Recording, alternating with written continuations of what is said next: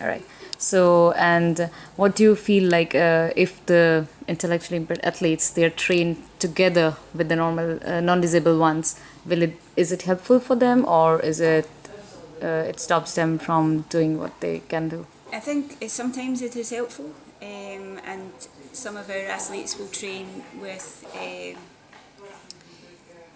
within their peer group and also with non kind of intellectual impaired athletes. Yeah. Sometimes it works, but sometimes because sometimes they don't understand things, they can become a little bit confused. Yeah. And sometimes socially, it's a little bit different for them depending on the level of the impairment. So I think it's good to have a combination of both. If they are able to train with non-intellectual disabled impaired athletes, it is good. But also they quite like to train together with other INUS athletes, and socially they get on very well and they understand one another, and there's a nice little rapport within them. Sometimes if they're the only person in another group, they can feel a little bit isolated. When they're together, they feed off one another, and there's a good bit of enthusiasm, and they support one another very well. Yeah. Okay. And do you have to like pay more attention to their rest or training time or the diet they're having, or it's all okay, similar to the non-disabled one? I think we try and make it very similar, but it depends whether there are other conditions as well as the kind of intellectual side. Sometimes there may be physical disabilities that we also have to look at, and we try and work with parents or carers to help with the diet and all the rest of it. Yeah. And diet especially, sometimes there are underlying issues around sugar or certain types of food that can have a kind of adverse reaction to their condition, and sometimes, for example, too much sugar makes them very excitable and very hyper, Okay. and Yeah. there might be allergies that we need to be aware of, so sometimes that's more common. So we try to work with the parents to understand and to try and come up with a plan for the athletes. Physically as well, helping them sometimes to learn to breathe properly and cope with physical. Yeah. Sometimes there are coordination issues, so to teach them little physical things is quite challenging, so we have to then find ways to be able to teach physical stuff as well as the game. But as much as possible, we want the game to be the same throughout tennis. It's a game of tennis, Yeah. but we have to find different ways and look at different types of things that we can use to help them play at their best. All right. And since you have dealt with both non-disabled, physically disabled, and intellectually Yeah. disabled athletes, do you feel like the physically disabled athletes are more easily accepted by the society than the intellectually impaired ones? I think no. I'm not sure. There are challenges because the physical disability side is sometimes they are they're in chairs, so there are physical problems about them getting places and Yeah. doing things.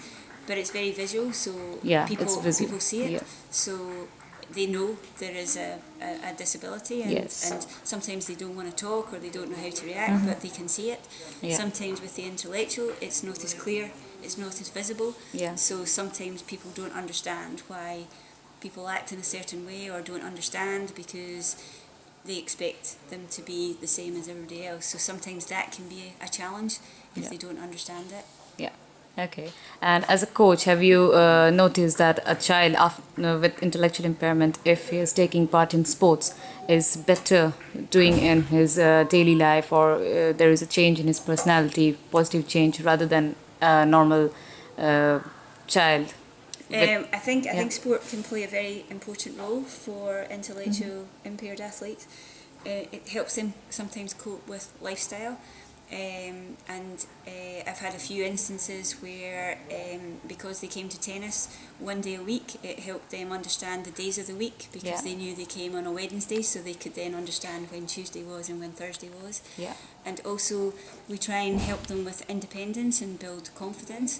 And sometimes if they come to a competition like this and they travel and they do all these things, when they go back home, they feel much more confident and able to cope with a lot of the kind of normal stuff that they would do at home. And sometimes the parents, etc., notice big differences, because I think when they travel with a team, they can feed off one another, they can build confidence, we get them to do little things on their own, Yeah. because they feel we can make them feel safe in an environment, and then helps them with skills that they can normally do back home.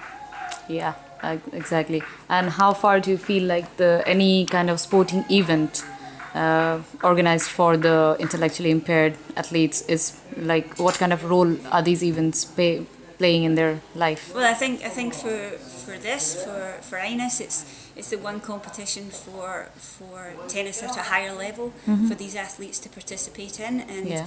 certainly they've made a lot of friends from different countries, so it Yes. helps them socially to interact. They meet new people, they have to learn languages and learn to communicate with other individuals, and I think it's very powerful.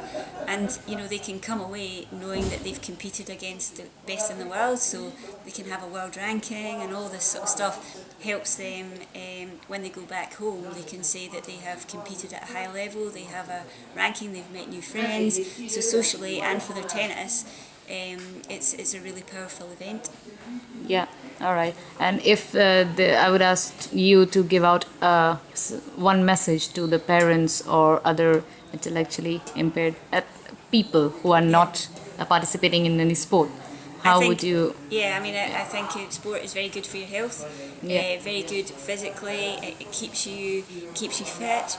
It also socially is very good. You meet new people, you meet new friends, and you also, if you learn a new skill, you have the opportunity to become better at it, and that for confidence is very good for you also. So for both physically and mentally, it's very powerful to help you develop into a better person and a better sports person. Yeah, and any of your does your athlete use social media platforms like Instagram, Facebook, and everything? Yes, they do. Yes, Are they very active on it? they are. Some of them are more active than others, but yeah, Oh. they love it. And also that's great because our governing bodies in back home are very good at retweeting things Yes. or putting pictures up. So again, their profile gets escalated and they're known a little Yes. bit more, and then people locally see it. And yeah, it doesn't make them famous, but Yeah. it makes them feel good because people know who they are a little bit. And Yeah. when they then go back to their clubs or things like that, people are talking a little bit about them and they're congratulated. So it's a great way to get an advert for the sport out and to Yeah. showcase the athletes that are competing at a good level. Yeah. All right. Thank you so much, Okay. Carla.